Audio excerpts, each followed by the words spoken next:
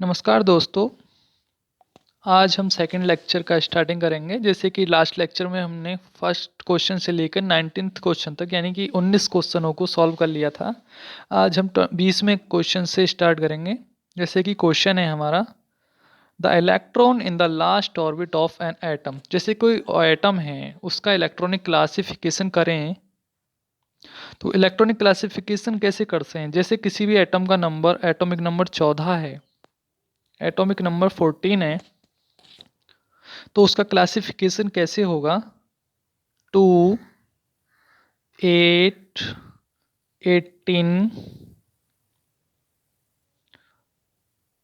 34 इस तरीके से, यानी 2, 8, 18, 34 इसको बोलते हैं एटॉमिक क्लासिफिकेशन। कॉन्फ़िगरेशन या क्लासिफिकेशन मीन्स किसी भी जो एटम है, अणु है, उसका वर्गीकरण। सबसे पहली ऑर्बिट में 2 इलेक्ट्रॉन रखेंगे, उससे आगे वाली सेकंड ऑर्बिट में 8 इलेक्ट्रॉन रख सकते हैं, यानी 8 से ज़्यादा नहीं हो सकते, 8 से कम हो सकते हैं।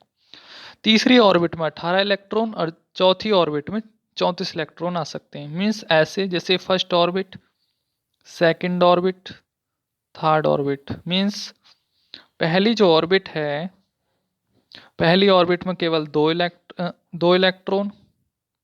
इलेक्ट्रॉन। दूसरी में 8 इलेक्ट्रॉन आ सकते हैं, 1, 2, 3, 4, 5, 6, 7, 8 इस तरीके से। और तीसरी में 18 और उससे आगे वाली में 34, इस तरीके से 2, 8, 18, 34। अब डिपेंड करता है किसी भी एटम का एटॉमिक नंबर क्या है। जैसे किसी एटॉमिक नंबर का एटॉमिक नंबर है 20, तो पहली में 2, दूसरी में 8, कितने हो गए 10, बचे हुए कितने 10, तो तीसरी में 10 रख जाएंगे। जैसे कि किसी एटॉमिक नंबर का एटॉमिक नंबर 25 है, 25, तो कैसे रखोगे 2, 8 और 8 और 2 10, बचे कितने 15, तो 15 तीसरी में रख जाएंगे, क्योंकि तीसरी में हम 18 रख सकते हैं ना, इसलिए हमने 15 तीसरी में रख दिए।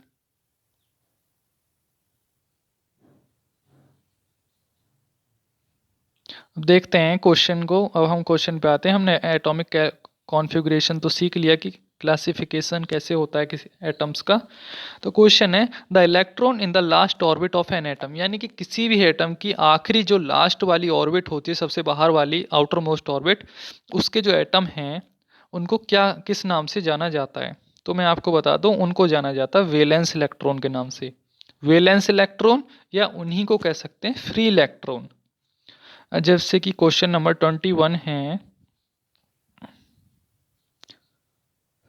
क्वेश्चन नंबर 21 कह रहा है, कॉपर और aluminium have valence electrons are attached to their nucleus. मैंने आपको बताया था कि जो कंडक्टर होते हैं उनके वैलेंस इलेक्ट्रॉन अपने न्यूक्लियस से, देखिए ये हो गया आपका न्यूक्लियस, ये हो गया न्यूक्लियस, और ये हो गई आपकी ऑर्बिट्स। ऑर्बिट्स, तो जो कंडक्टर होते हैं उनके एटम अपनी न्यूक्लियस से वीकली अटैच्ड होते हैं, वीकली। और जब वीकली अटैच्ड होंगे तभी तो ट्रांसफर हो पाएगा इलेक्ट्रिसिटी का। जिन जिन एटम में इलेक्ट्रॉन्स जिन एटम में इलेक्ट्रॉन्स अपनी न्यूक्लियस से स्ट्रांगली अटैच्ड होते हैं वो कहलाते हैं इंसुलेटर, और जिनमें पार्शली होते हैं वो कहलाते हैं सेमीकंडक्टर। तो आपको क्वेश्चन समझ में आ गया होगा कि क्वेश्चन नंबर 21 क्या कहना चाह रहा है।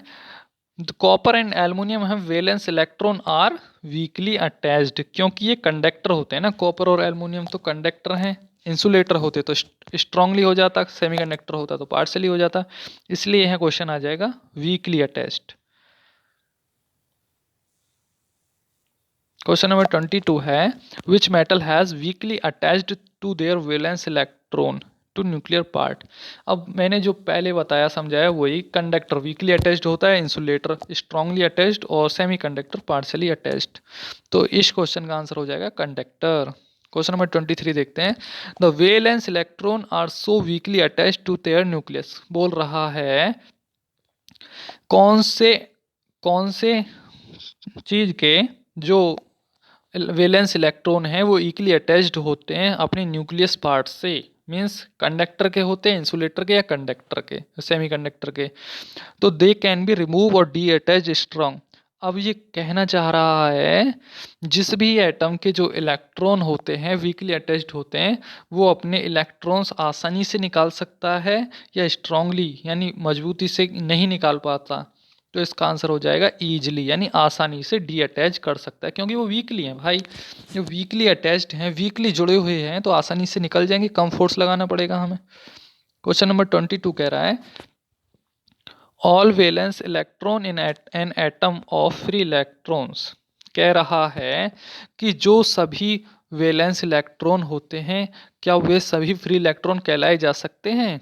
जी नहीं। किसी भी एटम के अंदर फ्री इलेक्ट्रॉन्स केवल 4 हो सकते हैं। 4 हो सकते हैं। आखिरी जो आउटर मोस्ट सेल है उसमें 4 हो सकते हैं। 4 से अधिक होंगे तो वो इंसुलेटर हो जाएगा। तो इसका आंसर हो जाएगा नो, यानी सभी फ्री इलेक्ट्रॉन नहीं कहलाए जा सकते। अगला है 25। All small piece of metal has billions of electron, billions of proton, billions of particle. यानी कहना चाह रहा है कि मेटल का जो एक छोटा सा भी पीस है उसमें बिलियंस इलेक्ट्रॉन उपस्थित होते हैं। नेक्स्ट क्वेश्चन है 1 सेंटीमीटर क्यूब का कोई कॉपर की स्ट्रिप है, में छोटा सा टुकड़ा 1 सेंटीमीटर क्यूब का कॉपर का, उसके अंदर कितने फ्री इलेक्ट्रॉन्स होते हैं? तो इसका आंसर हो जाएगा 8.5 into 10 to the power free electrons. Question number 27 है 1 एटम ऑफ एन मेटल के प्रोवाइडेड एट द। कह रहा है कि किसी भी मेटल का एक एटम, यानी एक मेटल है, यानी कोई धातु है, ये धातु हो गया, जैसे कोई स्ट्रिप है, इसमें बहुत सारे बिलियंस ऑफ एटम होंगे, यानी बहुत सारे एटम्स होंगे, छोटे छोटे छोटे छोटे बहुत एटम होंगे। तो प्रत्येक जो एटम है, प्रत्येक एटम वो क्या प्रोवाइड करा सकता है? कम से कम एक इलेक्ट्रॉन तो प्रोवाइड करा ही सकता है एक एटम, यानी मोर फ्री इलेक्ट्रॉन, यानी 1 इलेक्ट्रॉन, 1 फ्री इलेक्ट्रॉन तो कम से कम दे सकता है वो। क्वेश्चन नंबर 28 कह रहा है the flow of free electrons in a definite direction. देखिए, जब आप करंट की डेफिनेशन पढ़ते हैं तो ये देखते हैं ये, और इलेक्ट्रॉन्स का फ्लो ऐसे दिखाया जाता है एक निश्चित दिशा में, यानी ये इलेक्ट्रॉन्स हैं और एक निश्चित दिशा में चलते हुए, यानी एक निश्चित दिशा में जाने वाले फ्री इलेक्ट्रॉन्स। निश्चित में डेफिनेट, डेफिनेट का मतलब होता है एक ही दिशा में, यूनिफॉर्म डायरेक्शन में। तो क्या कहलाता है? वो कहलाता है करंट। क्वेश्चन नंबर 29 कहना चाह रहा है the flow of electric current in a conductor. Question number 29 कह रहा है इलेक्ट्रिक करंट का जो फ्लो होता है किसी कंडक्टर में, जैसे ये हो गया कंडक्टर और ये हो गया करंट आई, इसका जो फ्लो होता है किसी कंडक्टर में। अब देखिए कंडक्टर है, इसमें ऐसे हो सकता है क्या अलग अलग दिशाओं में? नहीं, ऐसे नहीं होता। किसी भी कंडक्टर में जो करंट का फ्लो होता है एक निश्चित दिशा में होता है, यानी कि मान लो इधर से स्टार्ट हो रहा है तो इधर की तरफ ही जाएगा। तो इसका आंसर हो जाएगा डेफिनेट, यानी निश्चित। डिफरेंट अलग अलग और कांस्टेंट हो जाएगा एक ही जगह पे, यानी कि डेफिनेट डायरेक्शन में होता है। तो क्वेश्चन नंबर 13 कह रहा है इलेक्ट्रॉन को अन्य किस नाम से जाना जाता है? तो इलेक्ट्रॉन को आपको पता है इलेक्ट्रॉन भी चार्ज है, प्रोटॉन भी चार्ज है, न्यूट्रॉन भी चार्ज है, इसलिए इलेक्ट्रॉन को चार्ज के नाम से भी जाना जाता है। क्वेश्चन नंबर 31 है the direction of electric current is always. जो इलेक्ट्रिक करंट की डायरेक्शन, अब मैं आपको बताऊं थोड़ा सा, जैसे ये कोई मेटल है और इस पे हमने बैटरी लगा दी, ये कंडक्टर पे बैटरी लगा दी, बैटरी लगा दी। जो इलेक्ट्रॉन्स होते हैं वो हमेशा lower potential to higher potential की तरफ चलते हैं। जैसे ये लोअर पोटेंशियल है, इससे ऐसे भागेंगे इलेक्ट्रॉन इस तरफ, यानी ये लोअर पोटेंशियल या हायर पोटेंशियल, मीन्स इलेक्ट्रॉन हमेशा लोअर पोटेंशियल से हायर पोटेंशियल की तरफ मूव करते हैं। जबकि जो तुम्हारा करंट है वो हमेशा हायर पोटेंशियल से लोअर पोटेंशियल की तरफ मूव करेगा। तो लोअर पोटेंशियल क्या हो गया ये? तो कह सकते हैं जो इलेक्ट्रॉन्स होते हैं किसी भी कंडक्टर के अंदर वो करंट के हमेशा अपोजिट चलते हैं। तो इसका आंसर आपको समझ में आ गया होगा। The direction of electric current is always along the motion of positive charges, along the motion of positive charges, जिस तरफ पॉजिटिव चार्ज होंगे, यानी इलेक्ट्रॉन उसके अपोजिट डायरेक्शन में होंगे ना। क्वेश्चन नंबर 32 है the flow of electrons. Electrons का फ्लो जो होता है वो किस दिशा में होता है? Opposite the direction of conventional current. मैंने अभी लास्ट क्वेश्चन में बताया था कि इलेक्ट्रॉन का जो फ्लो होता है वो हमेशा करंट के अपोजिट दिशा में होता है, यानी सेम दिशा में नहीं चल सकते। कहने का मतलब इलेक्ट्रॉन और करंट, यानी ये हो गया करंट और ये हो गया इलेक्ट्रॉन। ये कभी एक दिशा में नहीं हो सकते। अगर इलेक्ट्रॉन की डायरेक्शन ये है तो करंट की डायरेक्शन ये होगी, यानी अपोजिट डायरेक्शन में होंगे हमेशा। इसलिए यहाँ ऑप्शन जो हो जाएगा राइट, वो हो जाएगा अपोजिट डायरेक्शन। क्वेश्चन नंबर 33 कह रहा है इलेक्ट्रॉन इज ऑलवेज मूव्स। अब मैंने बताया था किसी भी कंडक्टर के अंदर या कहीं भी किसी भी मेटल के अंदर इलेक्ट्रॉन हमेशा lower potential to higher potential means lower potential से हायर पोटेंशियल की तरफ जाता है इलेक्ट्रॉन। जबकि करंट जो होता है, करंट हमारा करंट हायर पोटेंशियल से लोअर पोटेंशियल की तरफ बढ़ता है, जिसको बोलते हैं हम करंट। तो इसका आंसर हमारा हो जाएगा the electron is always moves lower potential to higher potential, lower to higher. इसका आंसर हो जाएगा ये ए। क्वेश्चन नंबर 34 कह रहा है when electric pressure is applied. कह रहा है किसी भी कॉपर की स्ट्रिप पे जब इलेक्ट्रिक यानी कोई बैटरी, इलेक्ट्रिक प्रेशर क्या होता है मैं आपको बता दूं, यानी वोल्टेज, इलेक्ट्रिक प्रेशर बोलते हैं वोल्टेज को। जब वोल्टेज अप्लाइड किया जाता है किसी भी कॉपर की पत्ती या तार पे, तो फ्री इलेक्ट्रॉन्स जो होते हैं नेगेटिवली चार्ज स्टार्ट, जो नेगेटिवली चार्ज होते हैं, देखिए इलेक्ट्रॉन्स क्या होते हैं नेगेटिवली चार्ज, वो किस तरफ चलते हैं टूवार्ड्स पॉजिटिव टर्मिनल। इलेक्ट्रॉन हमेशा पॉजिटिव टर्मिनल की तरफ भागता है, means lower potential to higher potential. 35वां क्वेश्चन है in a battery current is always flow in which direction. मैंने बताया था कि किसी भी तार के अंदर या बैटरी के अंदर करंट की जो दिशा होती है वो हमेशा higher potential to lower potential होती है। तो हायर पोटेंशियल हम प्लस को मानते हैं, लोअर पोटेंशियल नेगेटिव को मानते हैं। तो पॉजिटिव टू नेगेटिव होती है करंट की दिशा।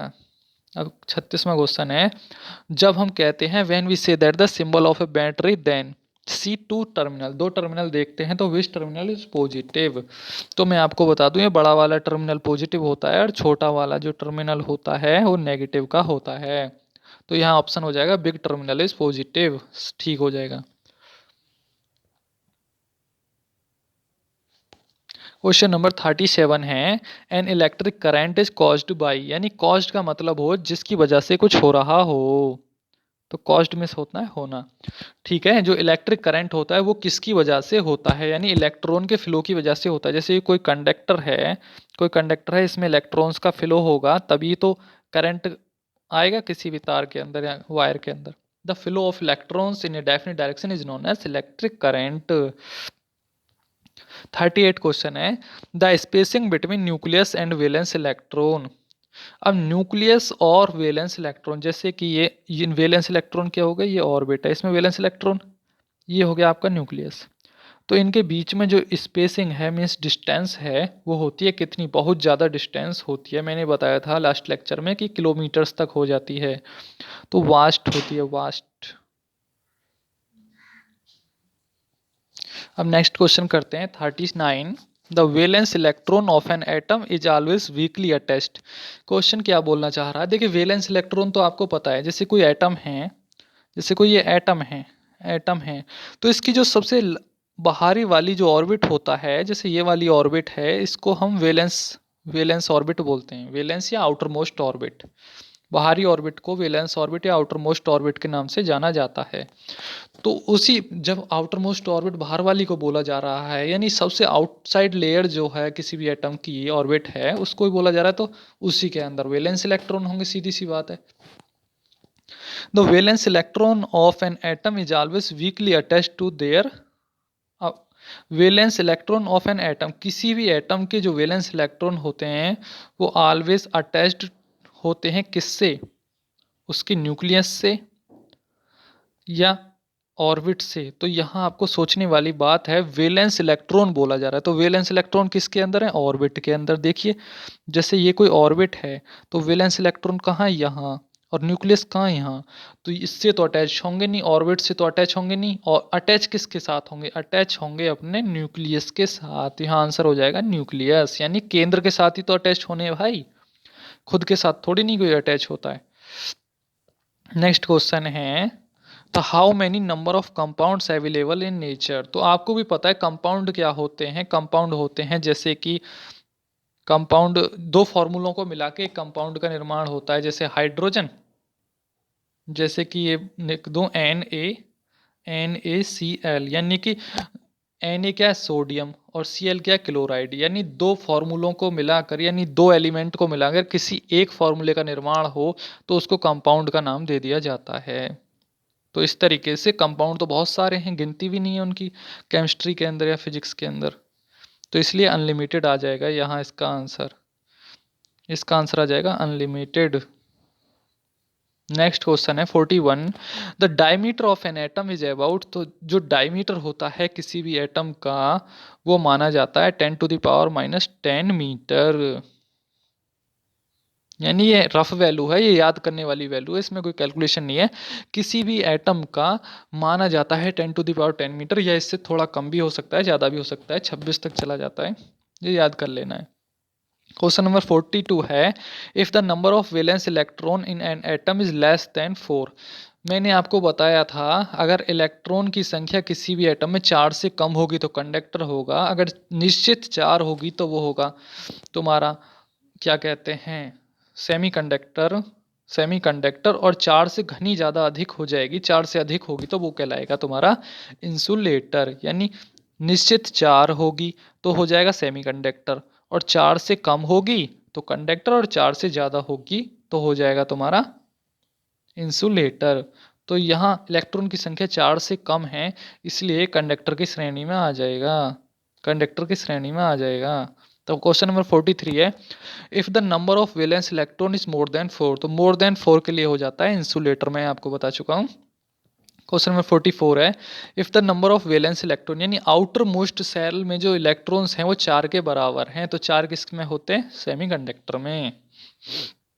क्वेश्चन नंबर 45 है, the electric current is due to the flow of. Electric current का जो फ्लो होता है, electric current is due to the flow of, किसकी वजह से होता है, both negative and positive charges, या नेगेटिव चार्जेस, या किसकी वजह से होता है।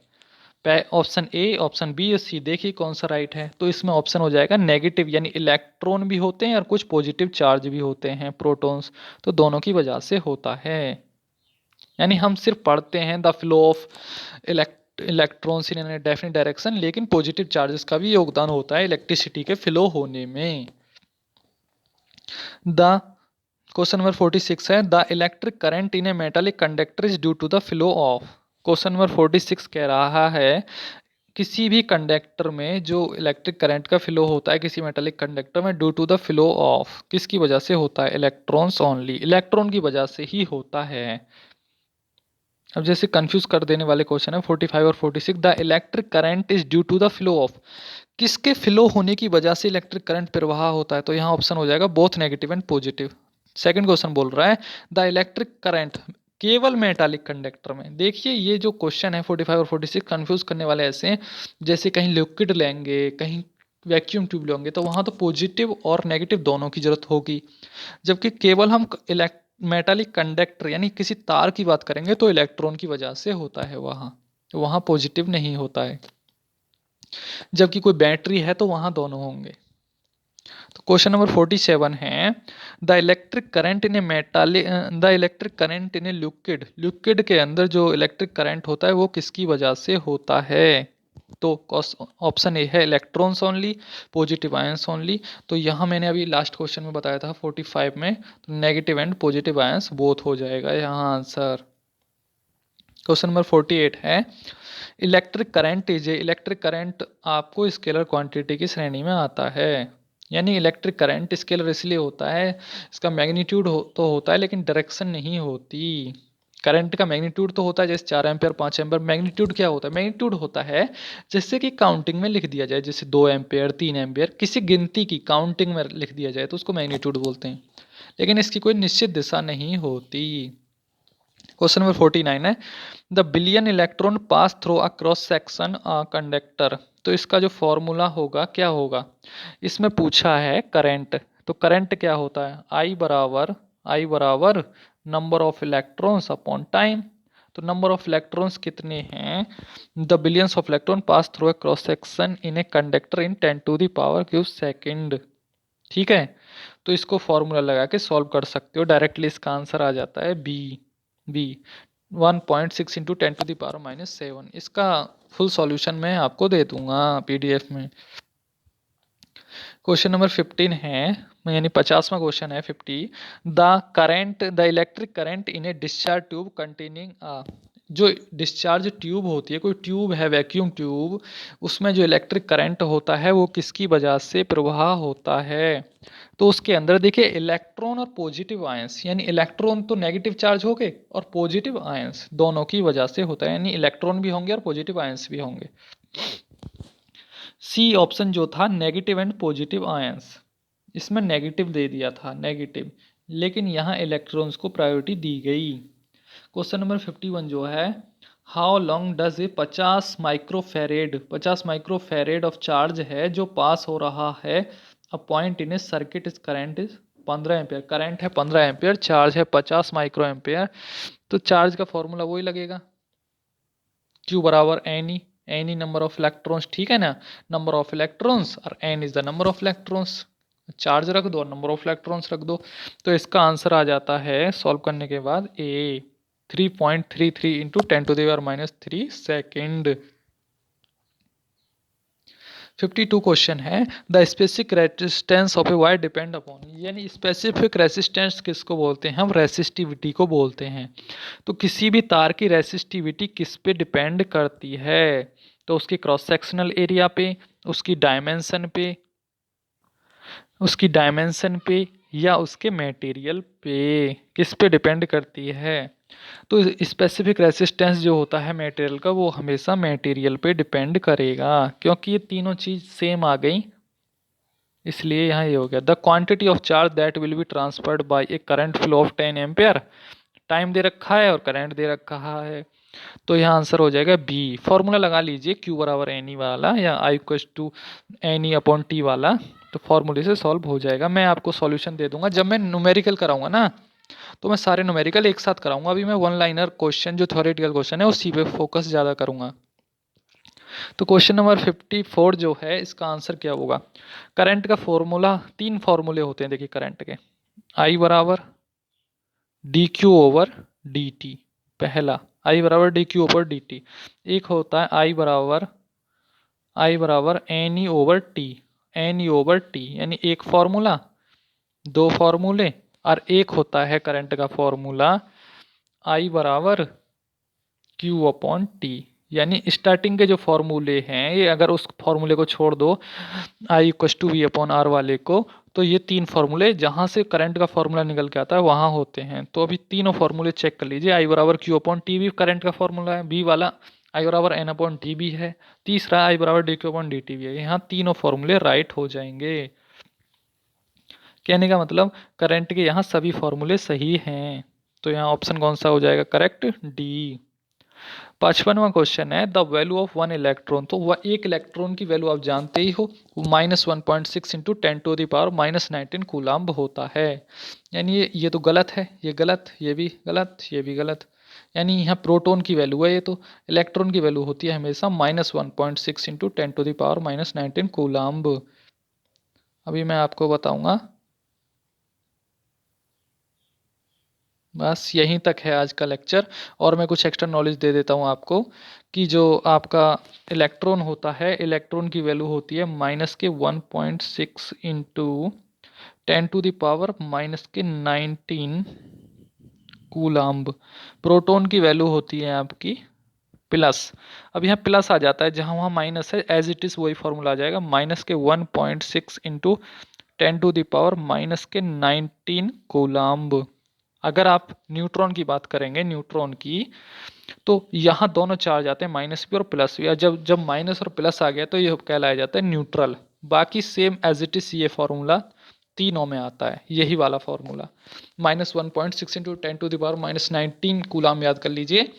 बाकी उसके अकॉर्डिंग करिए, प्रोटॉन की बात कर रहे हैं, इलेक्ट्रॉन की प्लस माइनस चार्ज उसके अकॉर्डिंग आता है, देख लीजिए आप, बहुत इंपॉर्टेंट फॉर्मूले हैं ये, यानी सेम एज इट इज।